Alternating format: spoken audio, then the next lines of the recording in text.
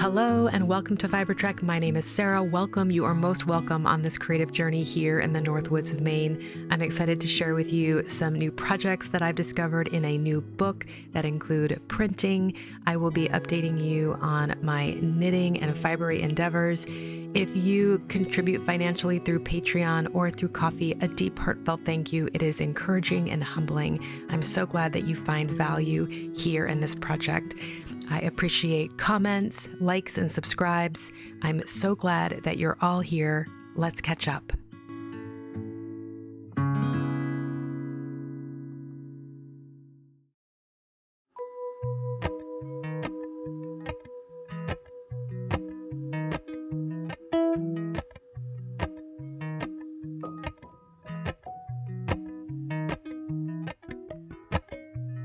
Appalachian sunrise meets my skin. Even with my eyes still closed, I can feel it coming in. Golden, golden, I'll follow only golden, golden, golden, golden things.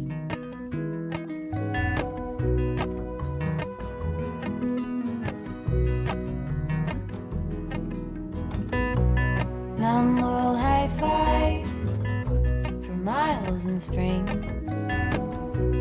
Rainbow trout and a hummingbird wing.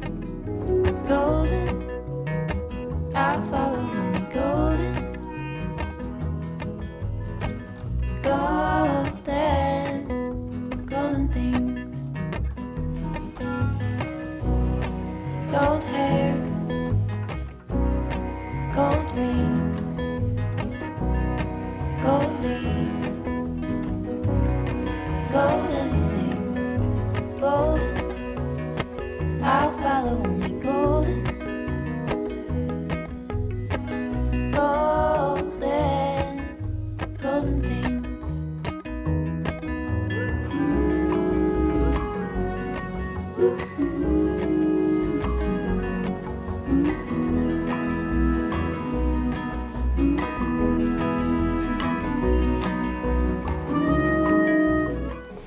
If you've been on this creative journey with me for a while, you'll know that botanicals are a huge source of inspiration across a number of mediums that I participate in, whether that's embroidery or encaustic art or collage. I find botanicals to be a really approachable form to use for me, that I can find locally, very close. I often am able to draw them, sketch them, and have them resemble something that's recognizable to other people. So I don't have a bunch of training in form and highlights and shading. And so when it comes to drawing, sometimes I feel a little limited unless I'm copying. And so botanicals offer that kind of universal form that's easy for me to access. So I've been really excited about getting outside and collecting and harvesting some, pieces right from my yard. This is an example of a cyanotype I've done. Again, this is just on cotton, and I've worked with my gel plate on fabric. I've worked with cyanotypes, with anthrotypes, just a lot of different printing methods. You saw me use the heat press and doing eco printing. So this will not be a surprise, as I said, if you've been with me for a while. I was tipped off to a book called Forage and Stitch by Carolyn Hyde Brown. One of the projects that she does in the books features a Japanese technique called hapazome, or pounding flowers, florals, leaves. And so I thought that would be a fun project to try with my niece when she was here. Had low input, not a lot of chemicals, paint, all of that. We just really needed a hammer and some materials. And so she and I gave this a try with paper. And so here's an example of some of the impressions that we got using this technique. This is cedar, And then I did a sensitive fern. So this was just on mixed media paper. And she had a grand old time pounding away. So that was a really fun project and introduction to both of us. Then my friend came over and she brought with her some beautiful old linen. This was an old linen sheet, and I tried out some ferns on that. Again, this is the sensitive fern. I think this is a cinnamon fern. Oh, let me turn it around. This might be the better. Nope, let me try it around. This might be the better. So this particular piece was done by folding over the two. So I got two prints from the front and the back. But I'm really, really pleased with the way this fern performed. And you even get distinguished color between the leaves and the stem. And this has just got some beautiful shapes to it. So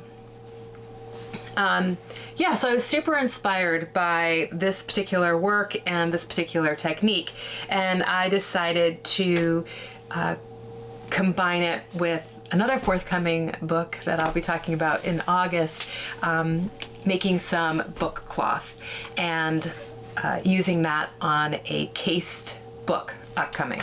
So book cloth is a little bit stiffer, so I didn't want to just use the linen and glue that onto the book board that I was using. And Bitter Melon Bindery has a really nice tutorial on utilizing Japanese washi paper and fabric using heat and bond to create your own book cloth. So you can see this is a little bit stiffer and it holds its shape a little bit better. And it also, by using the washi paper, when you have book cloth that's backed with paper, it takes to the PVA glue. So it creates a better bonding situation to adhere the book cloth to the book board. So I created a hapazome piece of linen and to create my own book cloth. And I just thought it'd be fun to maybe do a series of journals using different printing techniques for the book cloth. So this is the first installment. This is the hapazome book cloth. And I did reference the book when it came to understanding how to create a little bit more permanence for these colors. And I decided to do a full mordanting of the linen fabric. The discussion of mordanting in this book is present. I think that it's accessible, but I ended up using Quilt Alchemy by Farm and Folk and The Wild Color by Jenny Dean to get a little bit better understanding of what I'm doing with the linen as to what I want my results to be. So the book that we're going to be looking at, Forge and Stitch, she does talk about similar processes, but again, I just wanted something a little bit more, I guess the word is enriched in discussion, because I was also getting ready to do some natural dyeing with cotton. So thinking about plant fibers in a deeper way and going through the whole process to practice that. So this was pre-treated in a black walnut tannin bath, and then I treated it with alum, potassium sulfate, and washing soda per the Quilt Folk recipe. And I let that sit for 24 hours and then I printed on it. So yeah, I just was hoping that might create a little bit more color fastness and permanence. So linen treated, adhered it to the washi, and now it is ready to be used in a project. I'm super excited about kind of where this could go, and I have a lot of ideas about creating fabric, botanical printed fabric, and putting it into a quilt. So this can just be another addition to that. I don't know, I do think I featured it. This book, Nature Printing, is another really nice kind of amalgamation of print techniques using natural things on fabrics and paper. And so this is by Laura Donnelly Bethman. And again, I think I talked a little bit about this book. I'm not sure which episode I did do that in, but if you're interested in having me featured again, I can certainly do that. But Nature Printing, 30 projects for creating beautiful prints, wearables, and home furnishings. So this is kind of a bigger concept. And, thinking about, I've really been enjoying books, and if you are a patron of this podcast, then the bonus vlog this month is going to really highlight kind of a book haul that just a lot that has come my way that has been super inspiring, that I've really enjoyed taking quiet moments to look at, and the Forage and Stitch is certainly one of those books. So I'm excited to share it with you, and I hope that you find some inspiration there. I am getting ready to take the Rube dog out for a romp, so we'll take a look at the book and see what happens there.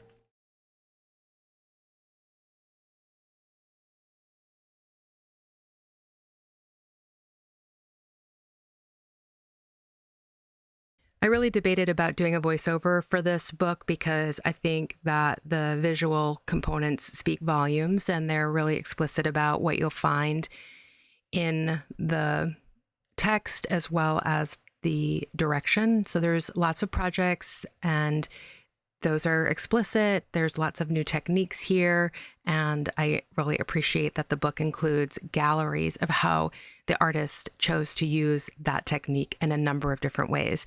But I wanted to really just highlight how much I value those that contribute through comments. You share your insight, you share your wisdom. This was a tip from Vicky, and I hope that that space is a space of discovery and exploration for both of us who participate in this project. So thank you again for setting me on a different course here and there and opening up my eyes. And I hope that this is a chance for those of you who haven't seen it to combine some of your skill sets for the outdoors and fiber arts and all of the different ways that we can engage with this medium. The last thing I wanted to mention is how excited I am to try some image transfer that she denotes in the book, and I will be keeping you up to date on that. This is Forage and Stitch Using Natural Materials and Textile Arts by Carolyn Hyde Brown from Search Press, and I think it would be a great addition to any fiber artist's library.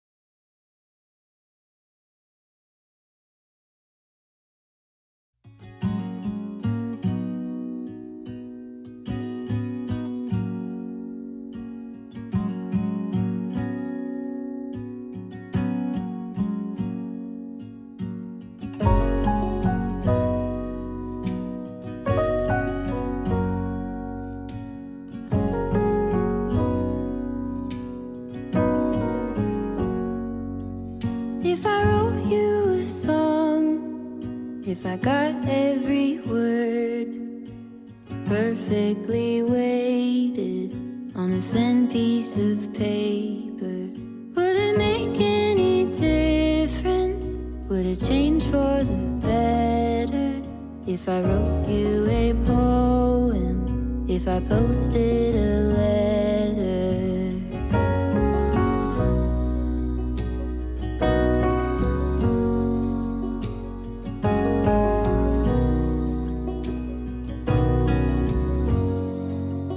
Is it maybe because I never knew quite where I was, and suddenly you told me, baby, you're lost,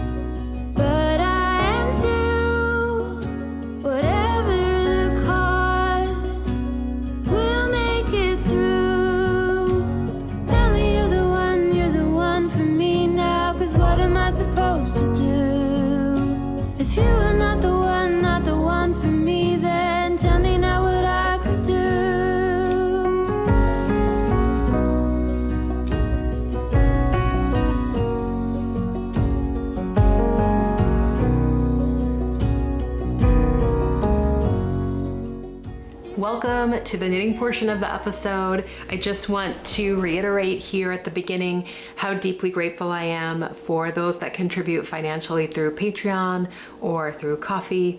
I am humbled and encouraged by that support that comes my way, and I find it to be, again, motivating and encouraging that you all find value here in this project. So thank you so much. If you are able to like and subscribe, share a comment, I am also very much appreciative of the time that comes this way. You've been with me for a while or you're just stopping by. Thank you for investing a little bit of your time. I hope that you find value here and some inspiration to move forward in your own creative work. So that's great. Again, thank you, thank you, thank you. With the roots and shoots into the wardrobe, that really kind of freed up some time for me to focus on my Marie Wallin project, which is the Yell, and I am knitting this in Jameson Spindrift. If you've been with me, you'll know that the border on the body has been a nice long colorwork saga of auditioning colors and ripping back, and I needed to do that a couple times, but I have finished the Fair Isle border and I am really quite happy with the end result. It feels balanced. I feel like the colors collaborate. I feel like it's evocative of the sentiment that I was looking for, which is kind of warm, spicy, earthy feeling. So I feel like I achieved what I set out to do with those colors. That being said, it is now time to lean into the beautiful brown and oatmeal beige of the all over color work on the body. So I'm using Morit and Esket, and Morit, which is the dark brown, will be the main color, and I have marked off each of the pattern repeats. It's super easy to read the pattern in my knitting, set it down, pick it up now that it's marked. So that just feels like a nice big sigh of relief. Not that I didn't enjoy the color work piece, the all over Fair Isle, different motifs and pulling different colors together, but it was definitely an exercise in planning and pulling and thinking, and I'm ready for that project to just be a nice knitwear experience or knitting experience in the evenings. I've also put some time and effort into the Hobbit vest by Lisa Chemry. This is a all over texture vest that I am knitting for my nephew, and I'm using Harrisville Designs color wheel. I always get that messed up. Is it watershed color wheel? Water wheel? Not sure. But it is a Harrisville Designs yarn. And last night when I was working on it, I was thinking, oh, I don't have to knit sleeves for this. And that was really invigorating. Just keep going, split for the back and front, and then pick up the armbands. So as those two projects kind of find their rhythm in this hot, steamy summer, I am thinking about what I might like to cast on in the fall, and I definitely want to get some old piece fleece that I have in a really beautiful golden mustard yellow onto the needles. So stay tuned for that. I've been thinking about it and what I'd like to do with it. I've pulled it out of the stash, and yeah, so I'm sure I'll have an idea by the time we talk next time. And finally, what you saw me working on was the Alice Starmore Creative Course class piece. This is the belt that's featured in the Creative Course, and she also has the Sporan, which is a bag. The belt was the first project that I did, and I did follow her tutorial for felting. I am familiar with wet felting, so I had that nice long bamboo shade that I've used for felting raw wool and carded roving and carded bats. But I did want to pay attention to her tutorial because she talks quite a bit about how to work with the finished piece so that it kind of shrinks evenly. So I did find the tutorial on the felting helpful. But aside from soap, water, and elbow grease, that was kind of the basic skill. So I was really happy with the result that I got. This is definitely, you can still see some of the stitches in the fabric, but I was leaning more into the texture and the heft of the fabric versus the overall measurement, because my belt did not match the gauge. I wasn't so intent on like, oh, I have to be able to wear this, it needs to be able to fit. This is definitely more of a skills journey with something beautiful, and if I can wear it, great. I did make mine a little bigger because I didn't know if the largest measurement that she gives would work for me. You do create belt loops, and it's kind of corseted in the back, so it doesn't have to touch in the back. But again, I went up a needle size. I just wanted to have options, and so when I was working on this piece, again, I wasn't using measurements as a guide. I was using more of the feel of the fabric, and did I like it, and what did I think did it look like. So it is now drying, and well, as much as it can in this kind of steamy, summery, as I already mentioned that, I think I might have, hot season we're having here. Usually I can block or dry my knits by getting the wood stove going, and they instantly, whoosh, it's like the water just evaporates out of them. So this is taking a little bit of time, and while that's happening, I'm going to take a look at what my next skill or technique video is, what's next on the agenda. So again, this is the Alice Starmore Creative Course number 3. I'm working on the belt, and I did purchase the yarn kit that goes with this. So this is Alice Starmore's 2-ply Hebridean. I think that's the name of the yarn. It's not the content of the yarn. So again, you know, you could definitely fool around with what's in your stash. I wanted to kind of get an understanding of what the finished product should feel like and look like with her yarn, what she experienced, and then I can kind of riff on that in the future. So that is Alice Starmore Creative Course number 3. This is the belt in her 2-ply Hebridean. Before I say a fond farewell, I just wanted to mention 2 new vlogs that have come my way. The first one is Knitting Jungle with Sarah. I think she's based out of Massachusetts, and I've really enjoyed hearing about her projects. She's featuring Marie Wallen Yarns, Patterns, Kristen Drysdale. She has some other really beautiful sewing pieces that she's done that she shared. So you should check out Sarah over at Knitting Jungle. And the other one is Capernine Cottage, and she's based in upstate New York. And again, lots of talk about Shetland wool and breed specific yarns.